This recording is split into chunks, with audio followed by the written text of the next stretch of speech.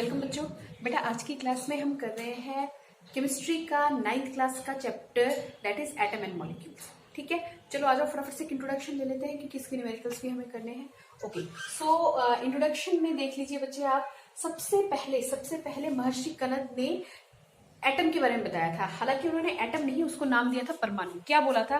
देखो मैटर समझते हो ना, हर वो चीज जो जगह घेरती हो, जिसका वॉल्यूम हो, यानी सॉलिड लिक्विड गैस। ठीक है, फर्स्ट चैप्टर में आपने पढ़ा होगा। ठीक है, अच्छा अब ये जो चीजें हैं, जिन मतलब हमारे सराउंडिंग में जितनी भी सॉलिड लिक्विड गैसेस हैं, उनको हम क्या बोलते हैं? मैटर बोलते हैं। तो महर्षि कनद ने ये बोला था कि अगर हम कोई मैटर ले लें, पदार्थ ले लें और उसको तोड़ना स्टार्ट करें। ठीक है, तोड़ना स्टार्ट करें बच्चे। मान लो कि मैंने कोई मैटर लिया। अब ये मान लीजिए मैंने कोई मैटर लिया, कैसे एटम्स इसके अंदर कैसे बंधे हुए होते हैं। तुम कोई ऐसा पीस ले लो, ठीक है, समझे? ठीक, अब इसको ब्रेक करना स्टार्ट करें। इसको ब्रेक करना स्टार्ट करें तो ये ऐसे टुकड़ों में आ जाएगा।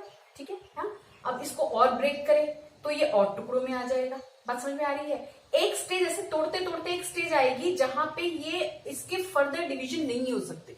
यानी आपने कोई मैटर लिया और उसको तोड़ना स्टार्ट किया, उसको ब्रेक करना स्टार्ट किया। ब्रेक करते करते एक स्टेज ऐसा आएगा जहां पे हम उस पार्टिकल को और फाइन नहीं कर सकते, उसको और नहीं तोड़ सकते। ठीक है, तो उसको उन्होंने नाम क्या दे दिया? परमाणु। नाम क्या दिया महर्षि कनद ने? Indian philosopher Maharshi Kannada postulated that if we go on dividing matter, a stage will come when we get the smallest particle. एक वो स्थिति आ जाएगी जहां पे हमें सबसे छोटा पार्टिकल मिलेगा, smallest particle, which can not be divided, जिसको हम डिवाइड नहीं कर सकते और डिवाइड नहीं कर सकते फर्दर। ठीक है, he called this परमाणु। उन्होंने क्या नाम दिया अपनी तरफ से? परमाणु। ठीक है, अब इसी चीज को दूसरे फिलोसोफर, ग्रीक फिलोसोफर ने इसी को प्रपोज किया। लेकिन मतलब इसी आइडिया को आगे प्रपोज किया, यानी उन्होंने इस आइडिया को थोड़ा सा आगे बढ़ाया और उन्होंने इस परमाणु का नाम अपनी तरफ से क्या रख दिया? एटम। क्या रख दिया? एटम। ओके, समझ में आ रही है बात? तो क्या ग्रीक फिलोसोफर का नाम क्या था? डेमोक्राइटस। DEMO, डेमोक्राइटस। क्या थे? ग्रीक फिलोसोफर थे। इन्होंने क्या कहा कि जो भी मैटर है, जैसे ये मेरा मार्कर हो गया, ठीक है, या मेरे हाथ में घड़ी पहनी हुई है ये, या अराउंड एयर जो हमारे है, ये सारी चीजें एटम से मिलके बनी है। यानी atom is the smallest particle. जैसे एक दीवार बनाते टाइम पे हम छोटे पार्टिकल्स, ईंट को रखते हैं ना, तो ये ईंट तो छोटा पार्टिकल नहीं है। ठीक है, पर ईंट को अगर डिवाइड करना स्टार्ट करो, ब्रेक करना स्टार्ट करो, तो भैया छोटे पार्टिकल्स होंगे। ठीक है, वो पार्टिकल्स जिसको हम फर्दर डिवीजन कर ही नहीं सकते, वो क्या है? एटम। तो इन्होंने थोड़ा सा उल्टा बोल दिया कि एटम से ही सारी चीजें बनी हुई है। ठीक है, ऐसे घुमा दिया थोड़ा। ठीक, बात समझ में आई? तो ये हो गया। अब इसके बाद अब इन्होंने जो बोला था बेटा, ये महर्षि कनद ने जो बोला था, या ये डेमोक्राइटस ने जो बोला था, वो बगैर किसी एक्सपेरिमेंट बोला था। बगैर एक्सपेरिमेंट तो कोई चीज मानी नहीं जाती। ठीक है, एक आइडिया था हमारे पास। तो क्या हुआ? तो दो साइंटिस्ट आए, ठीक है, लवॉइजर एंड प्राउस्ट। ठीक है, लवॉइजर एंड जोसेफ प्राउस्ट। इन दोनों ने बहुत सारे एक्सपेरिमेंट्स किए और एक्सपेरिमेंट करने के बाद दो लॉ बनाए जो आज तक माने ही जा रहे हैं और बिल्कुल सही भी बनाए। ठीक है, तो क्या था? That was law of chemical combination. इन्होंने कौन सी थ्योरी रखी? लॉ ऑफ केमिकल कॉम्बिनेशन की। इसमें दो लॉ बनाए गए, दो लॉ माने गए। और वो लॉ क्या थे, कैसे कंफर्म हुआ? देखो दो लॉ हमारे पास क्या हुआ? Law of conservation of mass and law of constant composition. अच्छा, ये जो टर्म है ना कांस्टेंट कॉम्पोजिशन, इसको बहुत सिंपल में अलग अलग तरीके से लिखा हुआ है, कांस्टेंट कॉम्पोजिशन या लॉ ऑफ डेफिनिट प्रोपोर्शन। बस समझ में आ रही है? ठीक है, तो कौन कौन से लॉ दिए? कौन कौन से दो लॉ हमारे पास आ गए? एक आ गया law of conservation of mass and law of constant composition. ठीक है, चलो एक एक करके डिटेल में दोनों को कर लेते हैं। यहां तक बात क्लियर हुई? नहीं क्लियर हुआ तो मुझे बता देना बच्चे। ठीक है, तो हमने क्या क्या पढ़ा? हमने ये पढ़ा कि एटम जो है, अच्छा इसमें एक चीज और मैं यहाँ पे बताना भूल गई आप लोगों को, मैंने यहाँ पे लिखा हुआ है, आप लोग नोट डाउन कर लीजिएगा। स्मॉलेस्ट पार्टिकल ऑफ मैटर, उन्होंने क्या बोला? एटम। डेमोक्राइटस ने क्या बोला कि जो स्मॉलेस्ट पार्टिकल होगा किसी भी मैटर का, उसका नाम क्या दिया? एटम। और ये जो एटम है ना, ये ग्रीक के ही एक शब्द एटोमियो से आया है। एटोमियो का मतलब क्या होता है? इनडिविजिबल, यानी जिसको और तोड़ा ना जा सके।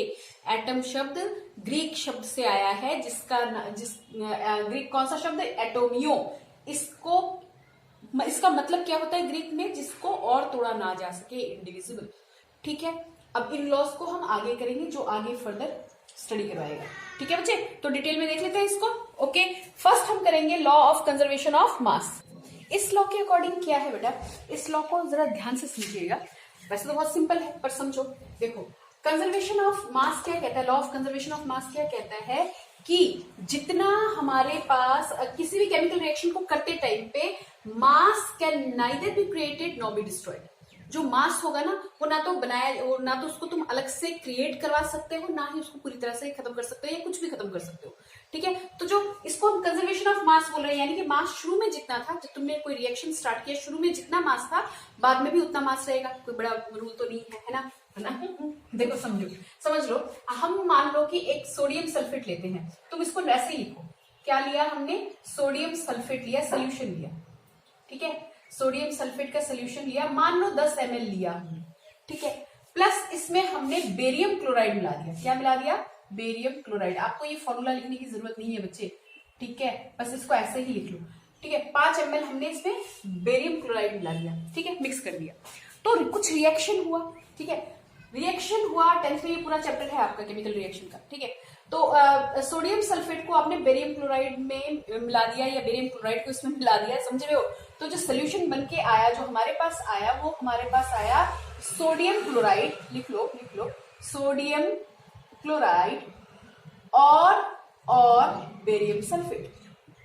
मैं सिर्फ एग्जांपल दे रही हूं, इसके कुछ और वो मत करना कि भैया ऐसा ही है, ऐसा नहीं है।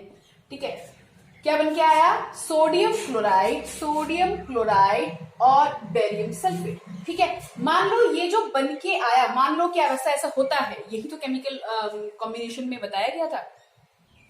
10 ये लिया था, 5 ये लिया था, तो जब ये मिलके जो बन के आएगा ना बेटा, वो टोटल कितने का होगा? 15 ml का। देखो, 10 और 5 15 शुरू में भी थे। ठीक है, 15 ml हमारे कहाँ रह गए? बाद में भी रह गए। बात समझ में आ रही है? कुछ यानी कि जितना हमारे पास, इसको एक शब्द और बोल सकते हो, इसको एक चीज और बोल सकते हो, मास ऑफ रिएक्टेंट, ये भी लिख सकते हो। Mass of reactant must be equal to mass of product. ठीक है, इसको ऐसे भी हम डिफाइन कर सकते हैं। ठीक है, यानी जितना मास। अच्छा, रिएक्टेंट्स क्या होते हैं? रिएक्टेंट्स होते हैं जिनको मिलाया जाता है, जिनसे रिएक्शन किया जाता है। कुछ हमने पहले कुछ केमिकल ले लिया और उसके अंदर कोई दूसरा केमिकल मिला दिया, तो ये क्या हो गए? रिएक्टेंट्स हो गए, जो आपस में मिलके कुछ नया बनाते हैं, उनको हम क्या बोलते हैं? रिएक्टेंट्स। और जो बन के आता है, वो हमारे पास क्या होता है? प्रोडक्ट। वो हमारे पास क्या होता है? प्रोडक्ट। हमने 2 या 2 से ज्यादा चीजें मिलाई, कुछ नया बन गया। जो चीजें मिलाई गई वो रिएक्टेंट, जो बन के आया वो हमारे पास क्या हुआ? प्रोडक्ट। बोलो बात। In a reaction 5.3 gram of sodium carbonate reacted with 6 gram of ethanoic acid. क्या हो रहा है? 5.3 gram sodium carbonate reacted with 6 gram of ethanoic acid. अब तुम अगर फॉर्मूले नहीं जानते तो उसकी कोई जरूरत अभी है नहीं बेटा, सीधा लिख लेंगे हम इसको। ठीक है, the products were 2.2 gram of carbon dioxide, 0.9 gram of water and 8.2 gram of sodium ethanoate। तो घबराने वाली कोई बात ही नहीं है, बिल्कुल सिंपल है कि किस किस को मिलाया जा रहा है। पहले तो वो देखो, सोल्यूशन में हम क्या करेंगे? इन अ रिएक्शन, किसी रिएक्शन में 5.3 gram of sodium carbonate react कर रहा है किसके साथ? तो यहाँ पे हमारे पास कौन कौन रिएक्ट कर रहा है? देखो, पहले इसको लिख लो ऐसे, सोडियम कार्बोनेट है ना, किसके साथ रिएक्ट कर रहा है? यानी किसमें क्या जोड़ा जा रहा है? Ethanoic acid. क्या आ रहा है? Ethanoic acid. ठीक है, अच्छा, क्या दे रहा है? द प्रोडक्ट्स अगर कह रहा है तो हमने क्या लगा दी? Equal to. क्या दे रहा है? Products were 2.2 gram of carbon dioxide. तो पहले लिख लो, पहले नाम लिख लो, फिर इसका वैल्यू प्लेस कर देंगे। क्या दे रहा है? Carbon dioxide. ठीक है, प्लस क्या दे रहा है? वाटर। लिख डालो भाई, लिख डालो। क्या आ गया? यहाँ पे क्या लगा देंगे? वाटर। प्लस और भी चीजें दे रहा है। क्या दे रहा है? Sodium ethanoate. ये मैंने यहाँ पे इथेनोएट। ओके, सोडियम इथेनोएट लो, लिख लिया, सोडियम इथेनोएट। ठीक है, कर लो इसको। ठीक है, इथेनॉइड, ये दे रहा है हमें। तो देखो कितना कितना दे रहा है, यहाँ पे हमारे पास वैल्यू कितनी कितनी आ रही है बच्चे। हमारे पास दिया हुआ है सोडियम कार्बोनेट 5.3 ग्राम, ठीक है। तो सोडियम कार्बोनेट के नीचे क्या लगाओ 5.3 ग्राम सोडियम कार्बोनेट के नीचे क्या लगाओ 5.3, प्लस की जगह क्या लगाओ प्लस लगाओ। इथेनोइक एसिड कितना will 6 gram of ethanoic acid, तो ये दोनों तो रिएक्टेंट हो गए थे ना, है ना। 6.0 gram of ethanoic acid is equal to carbon dioxide कितना दे रहा है 2.2 ग्राम, 2.2 लगा दिया, 0.9 ग्राम ऑफ वाटर, तो यहाँ पे वाटर की जगह पे 0.9 लगा दिया, प्लस की जगह प्लस, और सोडियम इथेनॉइड कितना दे रहा है 8.2। या तो इसको अलग अलग करके कर लो या इसको इस तरह से कर लो, दोनों ही सही है। यहाँ पे कितना आ रहा है 11.3 आ रहा है, देखिए जरा इधर कितना आ रहा है 8 और 2 कितना हो गया 10 हो गया, 10 और यहाँ पे 2 2 4, हाँ देखो यहाँ पे भी कितना आ रहा है 11.3। मतलब बात समझ में आई, ठीक है। जितना स्टार्टिंग में था उतना ही हमारा क्या रहेगा बच्चे, बाद में भी रहेगा। ओके, यहां तक क्लियर हुआ। एक और लिख लेते हैं और समझ लेते हैं। देखो एक और लिखती हूं मैं क्वेश्चन, बेटा जी क्वेश्चन लिखिए, सेकंड वाला भी देख लो, बिल्कुल सेम वैसे ही है। 3 gram of ethane on combustion with 11.2 gram of oxygen give 8.8 gram of carbon dioxide. समझ में आया नहीं, कुछ ज्यादा जल्दी हो गया, चलो फिर से करते हैं। 3 ग्राम ऑफ इथेन जब कंबस्शन हो रहा है, जल रहा है, रिएक्ट कर रहा है किसके साथ 11.2 ग्राम ऑफ ऑक्सीजन, ठीक है। इथेन को कंबस्शन किया जा रहा है कितने 11.2 ग्राम ऑफ ऑक्सीजन, और क्या दे रहा है, जो दे रहा है वही प्रोडक्ट है भैया, है ना। And gave 8.8 gram of carbon dioxide, और क्या आ रहा है इसके साथ 5.4 gram of water. Show that the result are in accordance with law of conservation of mass. आपको ये बताना है कि क्या ये कंजर्वेशन ऑफ मास को दिखा रहा है, आपको शो करना है इनफैक्ट। ओके, सोल्यूशन में करें फटाफट से। हमारे पास क्या क्या रिएक्ट कर रहे हैं, क्या इथेन कंबस्शन में जा रहा है किसके साथ, ऑक्सीजन, है ना। अच्छा, क्या आ रहा है गेव, जहां पे गेव आ गया वहां पे क्या आ गया इक्वल टू, क्या आ रहा है बच्चे, तो इथेन कितना है, इथेन देखो इथेन कितना दिया हुआ है 3 ग्राम लगा दिया, यहाँ पे कितना आ रहा है 11.2 is equal to carbon dioxide कितना 8.8 और वाटर कितना 5.4, ठीक है। यहां से अगर सॉल्व करोगे तो कितना आ रहा है 14, है ना, 14.2, और यहां से अगर करते हैं तो ये भी कितना आ रहा है 13, और यहाँ पे 14 हो गया 14.2, ठीक है, ठीक है। इतना करके रखिए, और कल वाले लेक्चर में हम नेक्स्ट लॉ कर लेंगे, यानी कि डेफिनेट प्रोपोर्शन वाला जो लॉ है उसको कर लेंगे, उसके न्यूमेरिकल्स देखेंगे, ठीक है बेटा।